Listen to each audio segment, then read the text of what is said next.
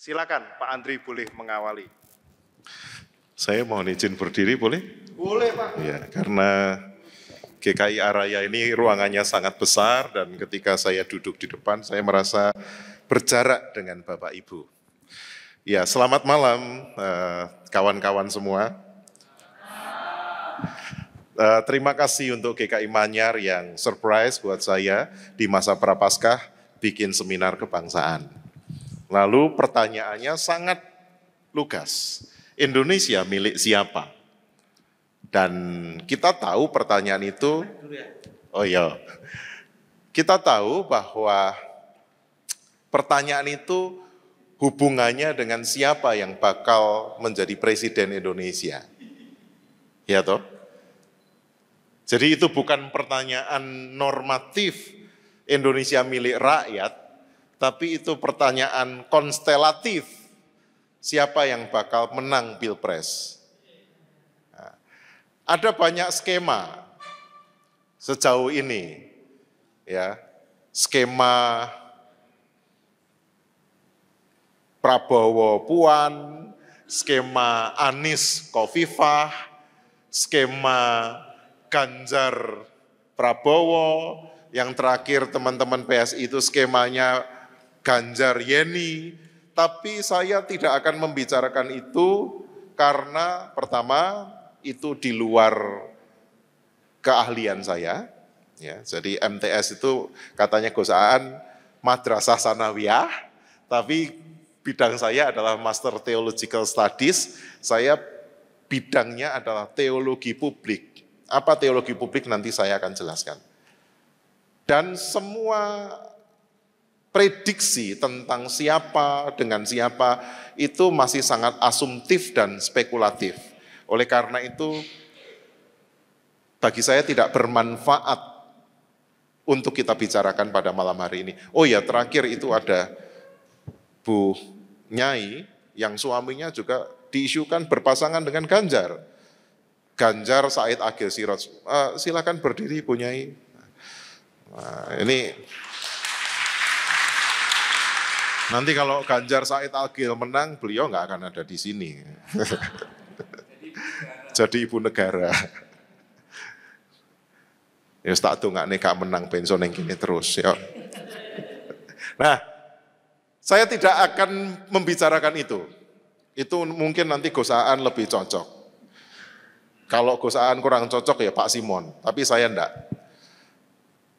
Yang justru saya mau mengatakan, pertanyaan Indonesia milik siapa itu berbahaya sekali kalau kita punya yang namanya euforia, semangat yang berlebihan di dalam menghadapi tahun 2024 dan kemudian 2024 itu disebut sebagai tahun politik. Makanya saya memberikan judul mewaspadai tahun politik. Malam ini pertama-tama saya ingin mengajak kita untuk bersama-sama menolak istilah itu, sebab istilah itu adalah istilah yang menyesatkan. Kenapa? Karena pertanyaan Indonesia milik siapa, yang kaitannya dengan kontestasi kekuasaan, lalu istilah tahun politik, itu memiskinkan atau mereduksi atau mengurangi sakralitas dan mulianya politik. Karena apa? Politik itu sebetulnya bukan hanya soal coblos-mencoblos, bukan hanya soal memilih-memilih, dan kalau kita meruntut ke belakang sebetulnya politik itu adalah apa? Urusan warga kota. Jadi pada zaman itu orang Yunani itu membedakan konsep polis dengan oikos. Polis atau publik dengan oikos privat. Jadi ada ruang privat, ada ruang publik. Lah semua ruang di mana ada perjumpaan antar manusia itu disebut ruang politik atau ruang publik. Kita tidak bisa hidup hanya di ruang privat. Berarti gereja itu ruang publik atau ruang privat? Ruang publik. Berarti gereja ruang politik atau bukan? Ruang politik. Dapur itu ruang privat atau ruang publik? Dapur di rumah. Bisa privat, bisa publik. Kalau dapur pastori publik katanya. Berarti sering makan di pastorinya Kristo. Dan saya tidak berlama-lama padahal yang normatif ini, artinya kita mesti meluruskan karena kemudian seluruh kegiatan yang mengorganisasi massa untuk kebaikan bersama itu adalah politik. Oleh karena itu, kalau meminjam konsepnya Aristotle, segala hal untuk mencapai kebaikan bersama itu politik. Bu Yulia kerja jadi guru, itu keputusan politik. Karena apa? Untuk kebaikan bersama. Pak Kristo jadi pendeta, itu keputusan politik. Karena dia melayani orang lain. Gosaan jadi influencer, ini keputusan politik. Jadi politik itu sesungguhnya adalah segala hal yang berkait dengan hidup bersama. Mulai urusan parit di depan rumah kita, sampai perawatan lingkungan, berapa iuran kampungnya, sampai urusan sampah, sampai urusan listrik, urusan pendidikan, urusan kesehatan, urusan kesetaraan, itu semua politik. Jadi, kalau kemudian orang itu anti politik, sesungguhnya dia sedang mengingkari kenyataan. Karena apa? Kenyataannya hidup bersama dengan orang lain, tapi tidak mau menyebut bahwa itu politik. Itu politik. Jadi orang Kristen itu harus berhenti melakukan political denial. Oh, saya tidak berpolitik kok. Atau kemudian ngomong, oh gereja tidak berpolitik praktis kok. Nanti dulu, apa itu politik praktis? Ya, ini istilah dulu nih. Jadi tidak ada seorang pun di antara kita di sini yang tidak berpolitik. Beriman itu juga berpolitik. Loh Pak, iman itu kalau katanya gereja Protestan kan atas karunia Roh Kudus. Ya, tapi imanmu menggerakkanmu pada perbuatan baik. Sehingga tanpa perbuatan iman adalah mati. Maka iman tanpa politik adalah mati. Ditepuk tangan gak apa-apa loh. Ya. Kalau ada ayat firman Tuhan, iman tanpa perbuatan mati, iman tanpa politik mati. Karena iman tanpa ekspresi publik, ya adalah iman yang gak ada artinya sebetulnya.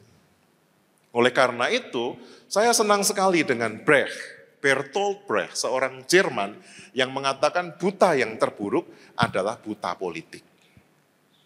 Nah kalau menurut Pak Simon, buta itu bisa dalam arti tidak tahu, tapi buta itu bisa berarti cinta buta. Cinta yang fanatik. Misalnya, terlalu cinta pada Jokowi, itu ya buta. Misalnya.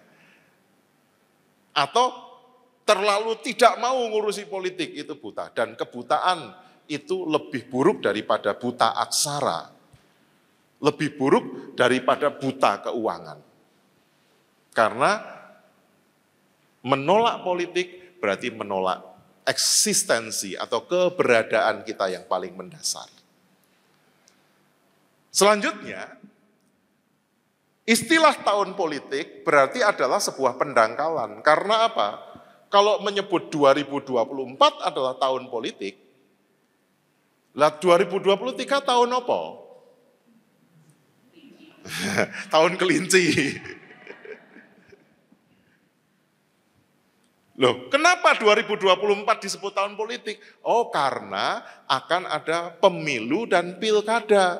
Nah, ini yang disebut pendangkalan, karena yang dimaksudkan itu sebetulnya dengan bukan tahun politik, itu karena apa? Politik hanya dikaitkan dengan kampanye, pemungutan suara, coblos-mencoblos, sikap politik dikaitkan dengan sikap 5 menit masuk ke surat suara, bilik suara. Dan partisipasi politik hanya dikaitkan dengan saya milih. Oh, itu sorry ya saya ngomong. Penggoblokan yang paling Mengerikan. Apa partisipasi politikmu? Oh, saya milih kok, Pak. Dan kita selama ini, termasuk pemerintah kita, partisipasi politik itu diidentifikasikan dengan apa?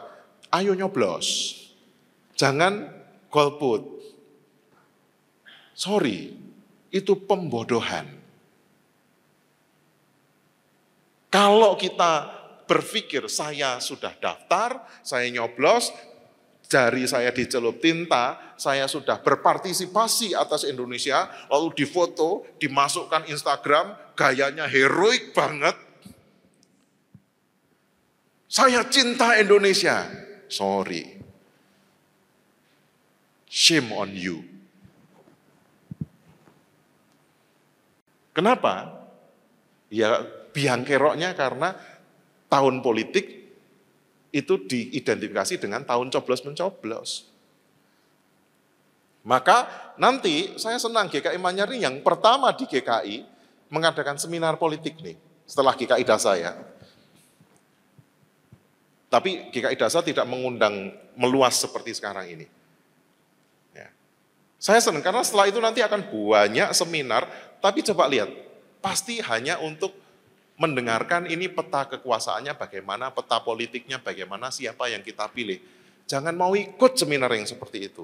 Itu membuat saudara-saudara semakin bodoh.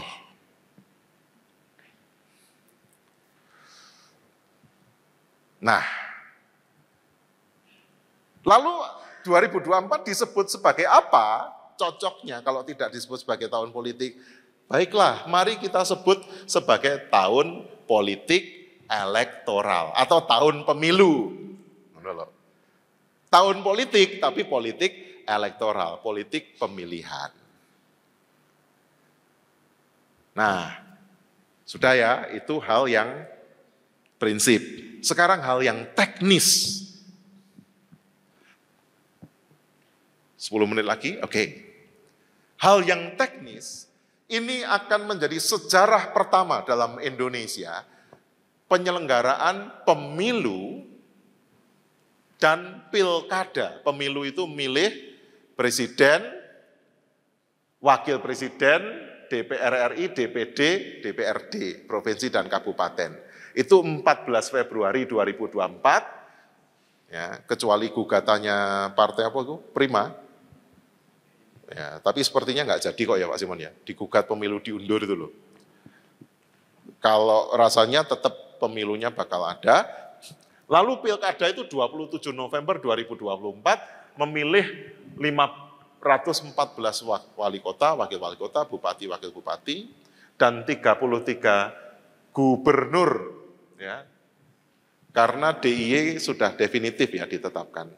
Dan ini sejarah pertama di Indonesia, pilkada dan pemilu itu diselenggarakan dalam tahun yang sama. Makanya ini disebut pemilu dan pilkada serentak. Secara teknis, Indonesia belum pernah sukses total menyelenggarakan pemilu dan pilkada. Pemilu dan pilkada itu selalu ada residunya. Residu itu kayak sisa pembakaran kerak-keraknya. Misalnya residu cebong kampret itu sampai sekarang terasa kan. Kita masih mendengar istilah kadrun, padahal itu kan residu. Kita masih ada orang yang anti Jokowi, ada yang anti Prabowo, ada yang anti Anies. Kalau saya nggak dukung Anies, saya dukung Ganjar saja. Ini bukan soal siapa yang saya dukung, tapi itu sebetulnya hanya residu. Menunjukkan bahwa Indonesia itu tidak pernah sukses menyelenggarakan pesta demokrasi, walaupun itu pemilunya sendiri, pilkadanya sendiri. Lah ini diselenggarakan bersama, dan nanti ini akan menjadi pemilihan terbesar, dan dalam waktu tahun yang sama, setiap partai harus menyediakan 2.593 calon, untuk ditempatkan di berbagai tempat, satu partai ini 2.593. Dampaknya apa? Dampaknya akan ada yang namanya tender menjadi utusan partai politik.